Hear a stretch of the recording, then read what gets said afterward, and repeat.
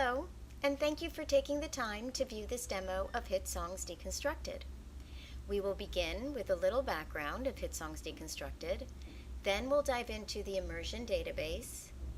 Next, we will look at our flagship Hit Song Deconstructed report, and we will conclude this demo by reviewing ways Hit Songs Deconstructed can be used in the classroom.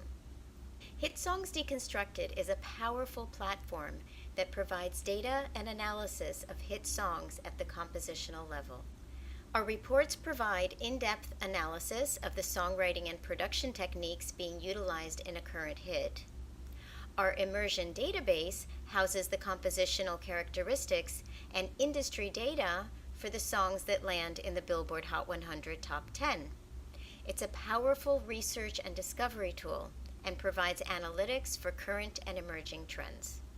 What makes Hit Songs Deconstructed unique is that when compared to other industry resources which focus on sales, radio airplay, streams, and engagement, we are the only ones who look at the songs themselves, providing data for songs at the compositional level and analysis of the songwriting and production techniques being used in hit songs.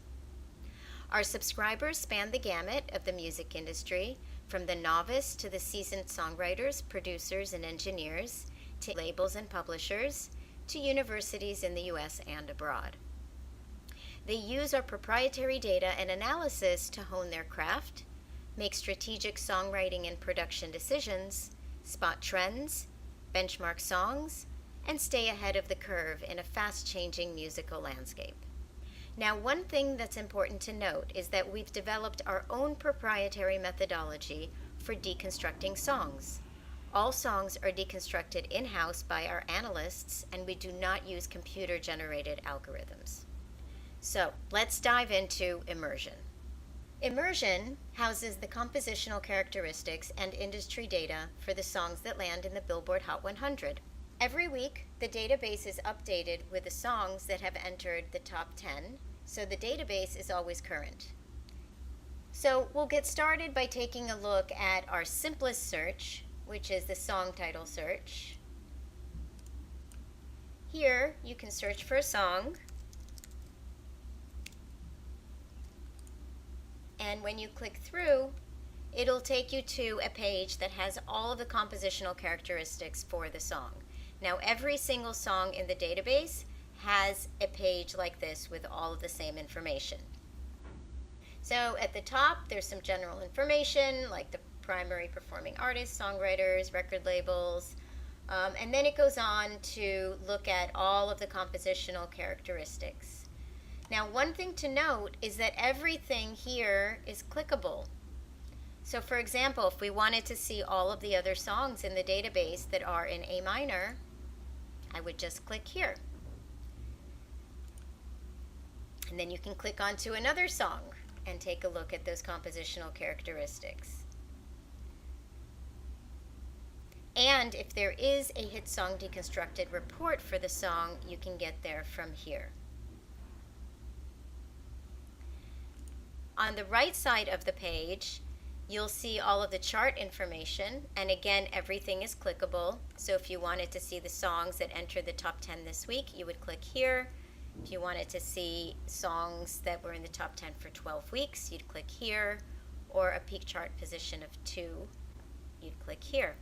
We also have access to the official video, Spotify, iTunes, and you have the ability also to save your favorite songs. So if there's a song that you know you're going to need to access very often, you just click here and it's been added to your favorites.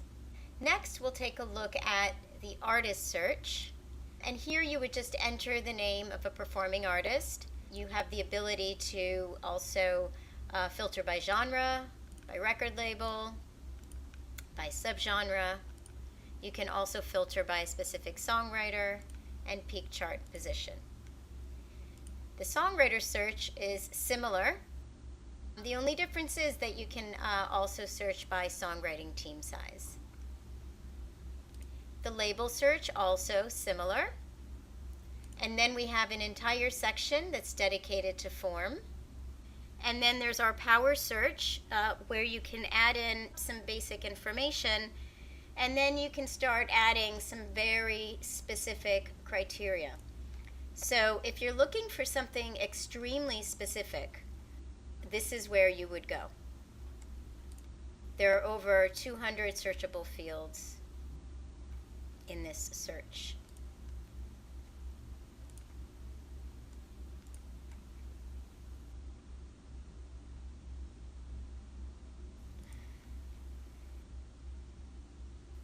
So now what I'll do is I'll take you into our compositional trend searches.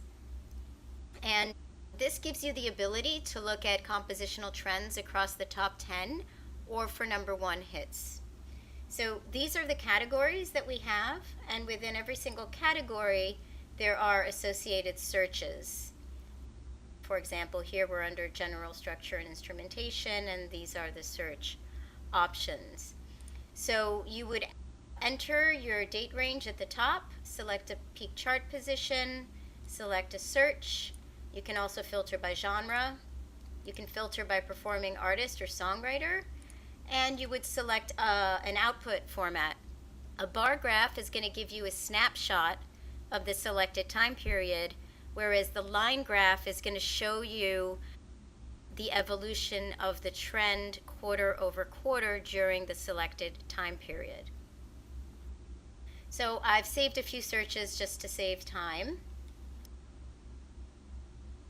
Here we've got the last year, and we're looking at a bar graph. This is what the primary genre landscape looks like for the Billboard Hot 100 Top 10 over the past year. Pop and hip hop were the most popular. If you want to see the songs, you would just click through here, and then you can click back over here and look at the actual song. You can also change the filters. You can just switch this to #1 hits. So if you're looking at the #1 hits for the past year, there were double the number of hip hop #1s compared to pop. Let's take a look at primary genre for the past 3 years. So this is what the line graph looks like, and you can hide all of these, and then you can select just one at a time. So here you can see that hip hop has been on an upward trend over the past 3 years.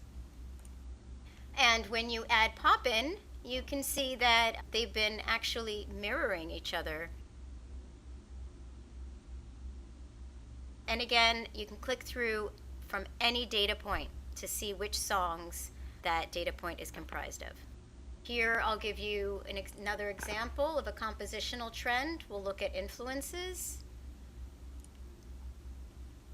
And here you can see that over the past year, hip hop was influencing 63% of the Billboard Hot 100 Top 10. And the last compositional trend I will show you is minor versus major. Again, the past year, bar graph. 61% of the Billboard Hot 100 Top 10 over the past year was in a minor key.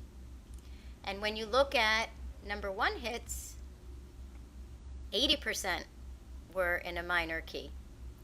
Next, I'm going to show you the industry trend searches. And these give you the ability to find out what degree of success record labels, artists, and songwriters are having quarter to quarter, and what songs they account for. And in early January, we're going to be adding producers to this list as well.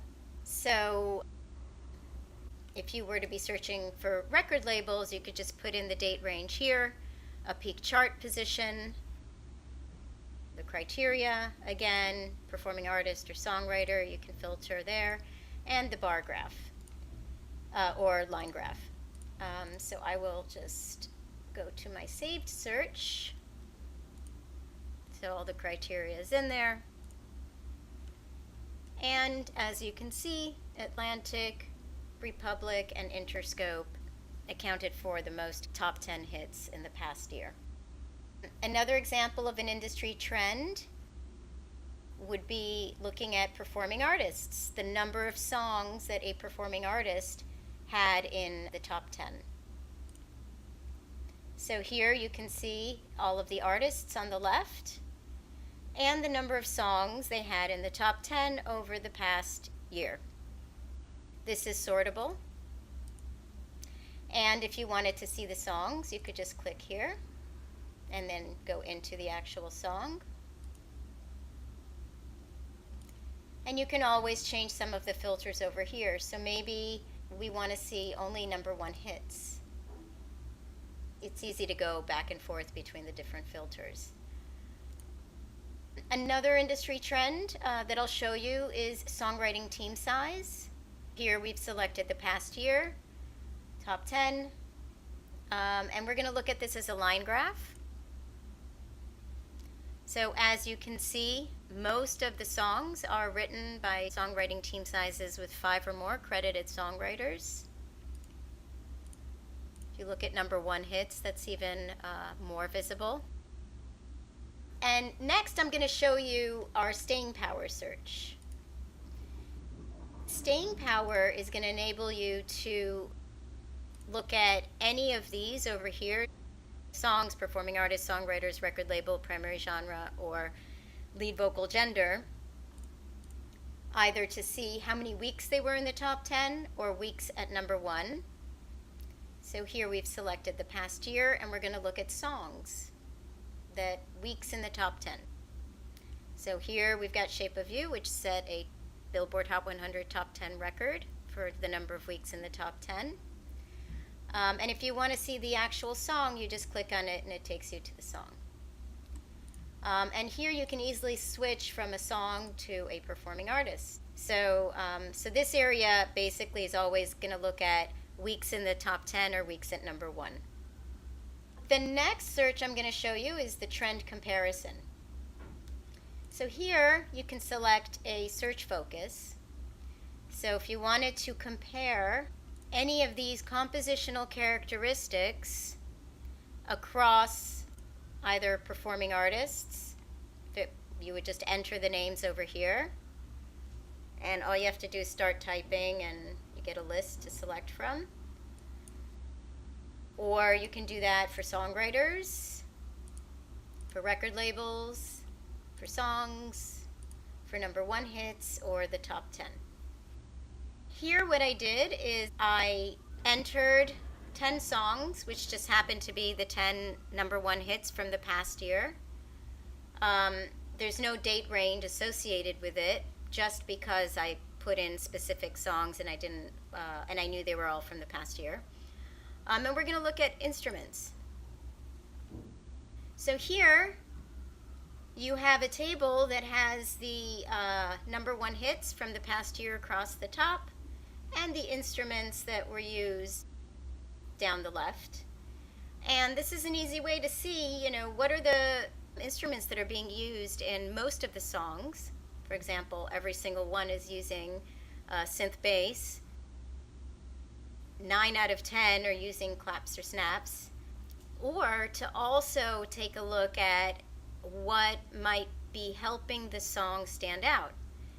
So for example, the strings in Look What You Made Me Do, or the mallets in Shape of You, the acoustic piano in Closer.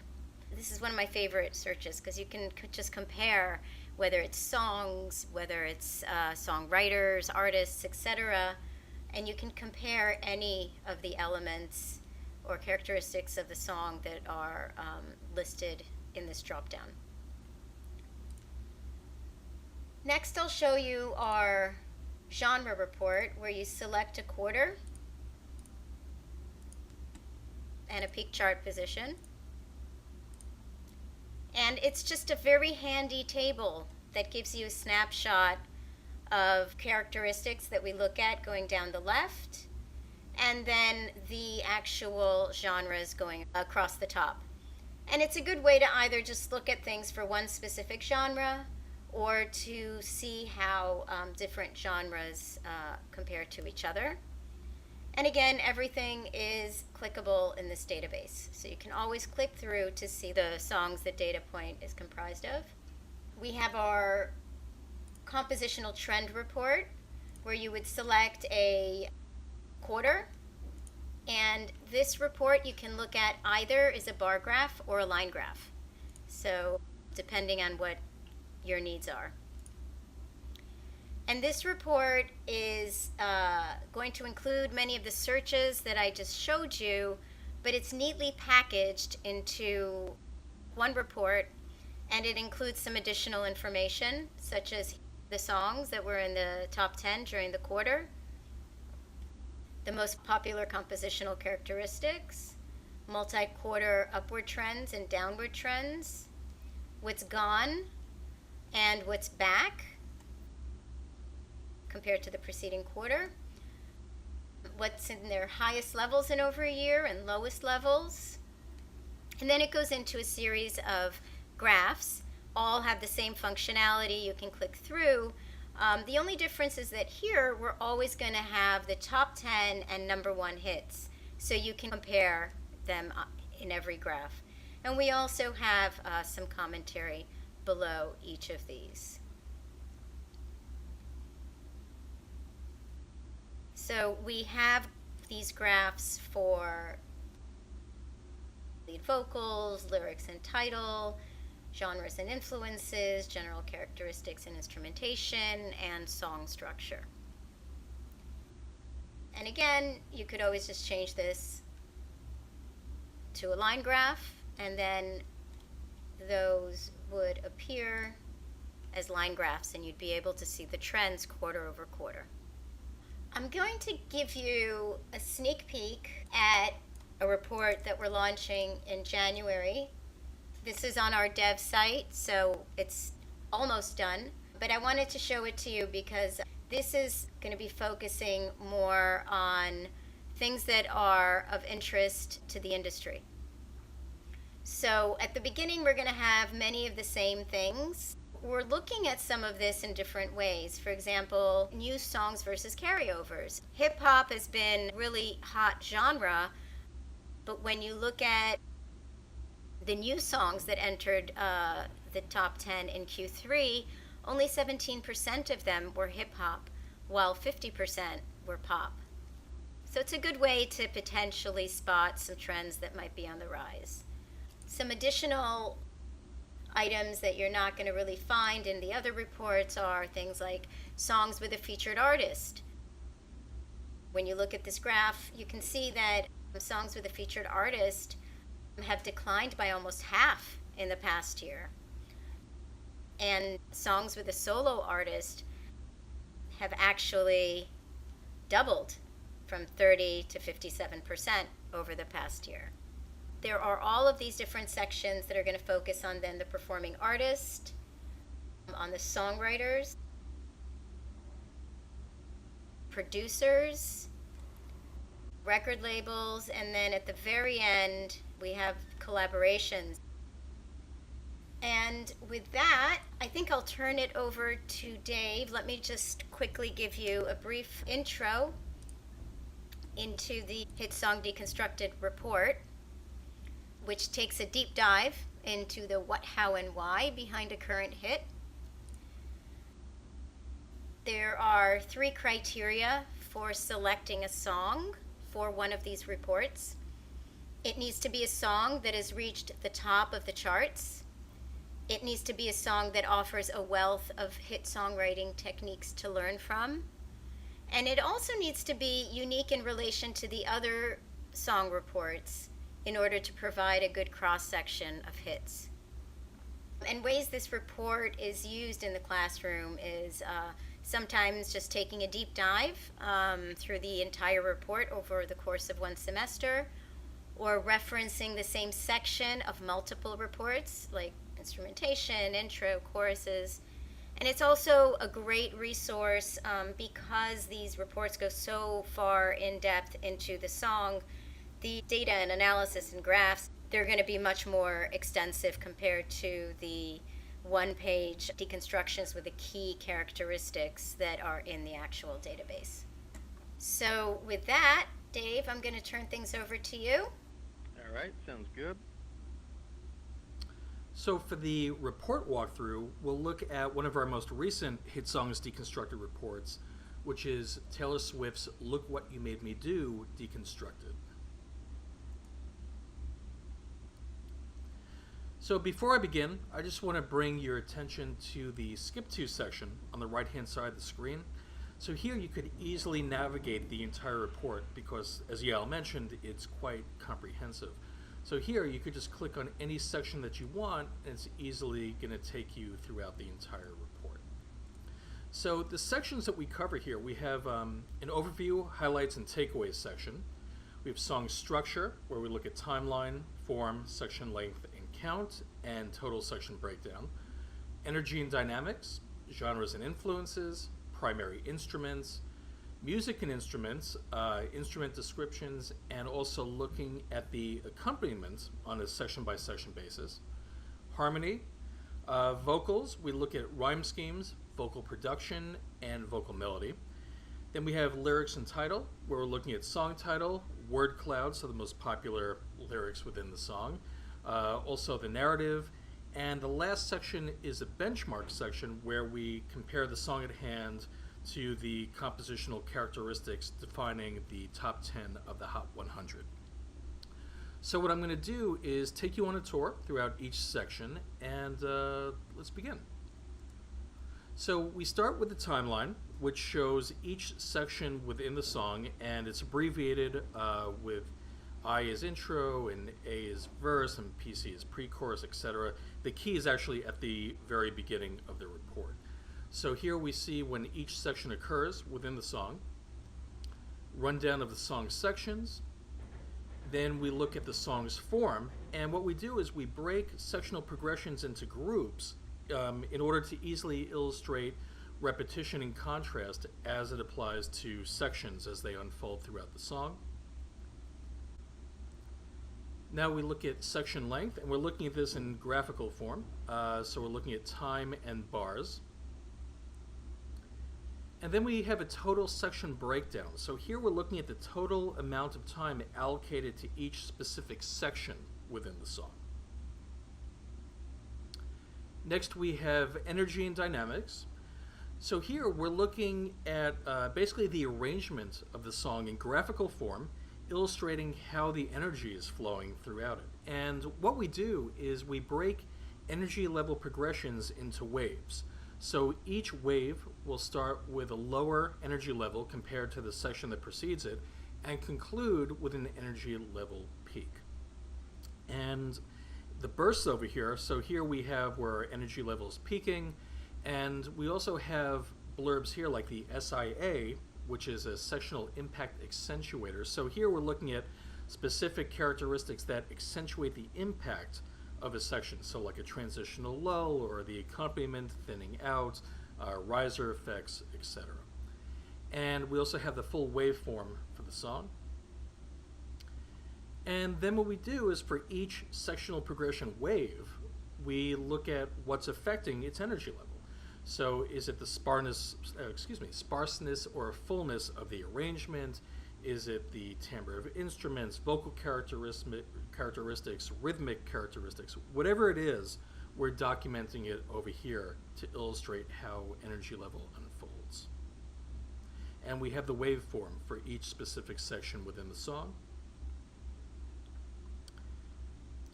The next section is genres and influences. So here we're looking at all the different genres and influences that shape the sound and vibe of the song. So we start with an influence chart where we have the arrangement of the song. So we have the song sections across the top, and then we have all the different influences within the song down the left-hand side. So here you can very easily see where each specific influence within the song is in effect. So you see the overall arrangement as it pertains to genres and influences. And then we're detailing what is putting these influences into effect. Is it the characteristics of the vocal? Is it the accompaniment, the instruments, or a combination of them?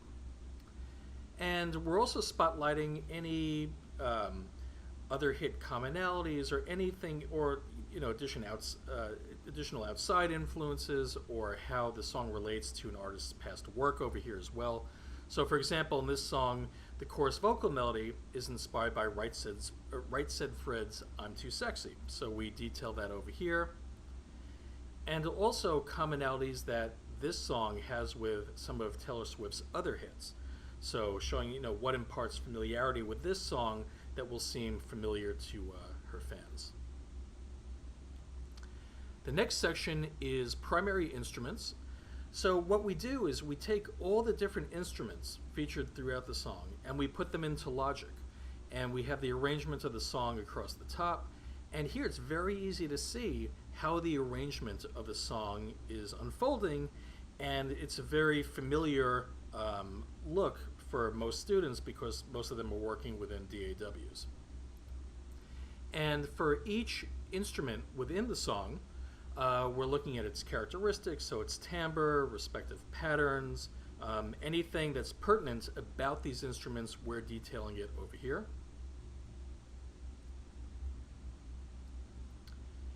And the next section is music and instruments section by section. So essentially this is a look at the accompaniment as it unfolds throughout the song. So for each individual section, we have an at-a-glance view of the instruments in the mix, an abbreviated look at their characteristics and their overall level within the mix. And then we're looking at the characteristics of the accompaniment as it pertains to each section. So not only is, how is it composed, but how is it interacting with the lyrics or the vocals, achieving prosody? And we're looking at how the accompaniment unfolds not only on a cross-section basis, so like from verse to pre-chorus to chorus, for example, but we're also looking at it on a like section basis as well. So what's the difference between chorus 1, chorus 2, and chorus 3, for example? What's imparting familiarity so that the song sounds, accentuates the song's memorability, while at the same time, what's being added or detracted from the mix to help keep things fresh and engaging as it goes along. And we're also looking at all the different methods used to transition from one section into the next. So I'm just going to fast forward over here for a moment. Then we have a section on harmony, so illustrating the harmonic progressions throughout the song. And now we get into more vocals here. So we start with rhyme schemes. So this is a rhyme scheme chart. So we have for each line in the song, its rhyme, the overall rhyme scheme for the section, and what we do is we color code each lyric to illustrate repetition within the lyrics, what the primary rhyme scheme is, alliteration, so it's very easy to track it throughout the course of the section. And we also have the syllable count as well. And we do this for each individual section within the song and explaining it along the way. The next section is vocal production. So here we're looking at all the different types of vocal characteristics throughout the song. So we begin with a vocal delivery chart. So again, we have the song sections across the top, and then we have all the different types of vocal characteristics down the left side. So we have the lead vocal characteristics, so in this case, sung or sung-spoken hybrid, rapped, etc. And we look at the background vocals, so background vocals that harmonize with the lead or that are featured independently of the lead. And we're also looking at all the different types of effects, so reverb and delay and pitch processing. All that is covered in this section. And what we do is for each individual section, we have all the lines, and we're showing what vocal characteristics and production techniques are in play from line to line. So you can really see how the arrangement unfolds in regard to vocal characteristics and production as it goes along.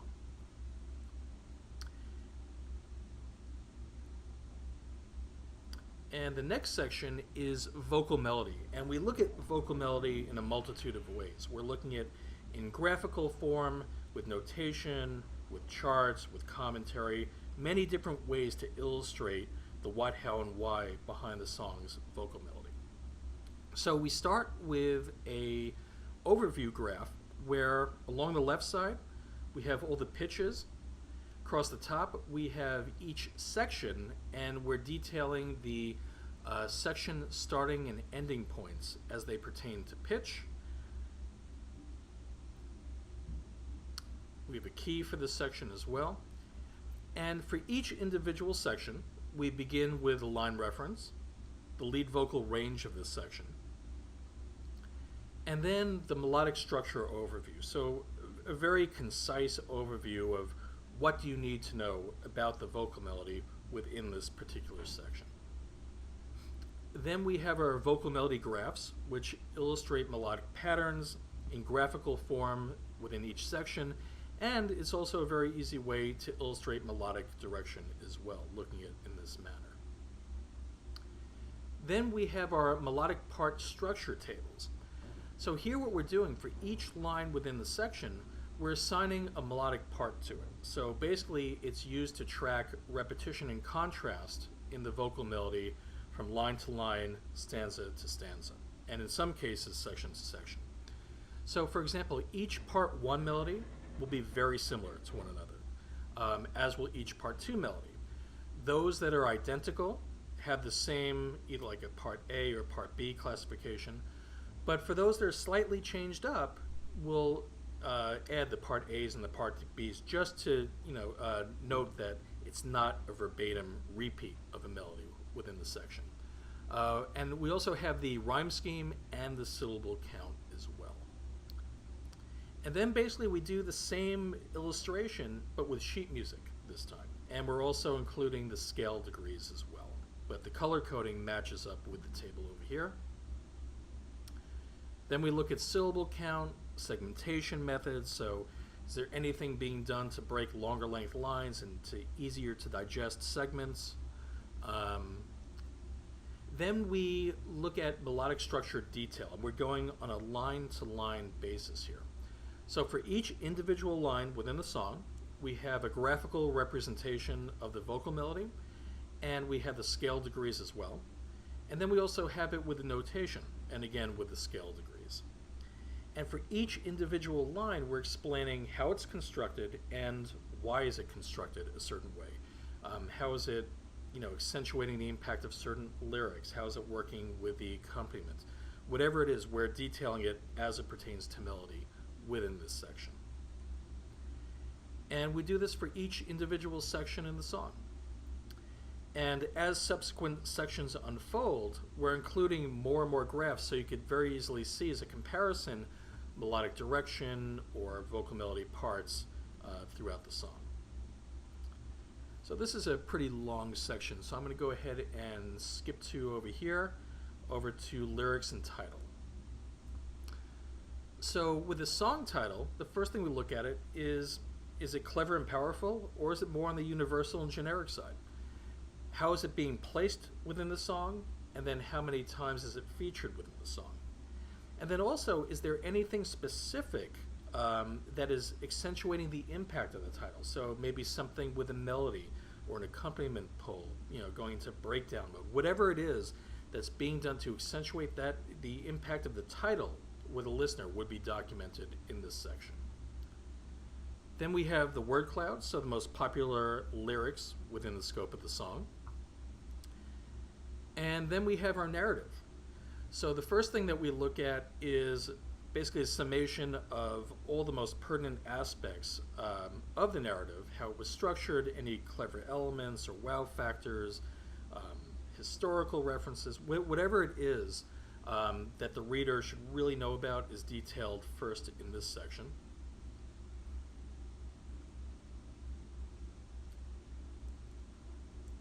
And the balance of it really gets into the nitty-gritty of how the narrative is structured and how it really takes the listener from intro to outro.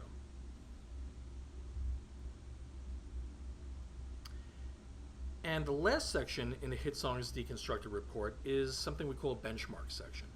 So here what we're doing is looking at the compositional characteristics of the song at hand, in this case, Look What You Made Me Do, and we're comparing it to the top compositional characteristics that define the top 10 of the Hot 100 at the time of the song's release, and showing whether it's in line with those characteristics or not in line with those characteristics.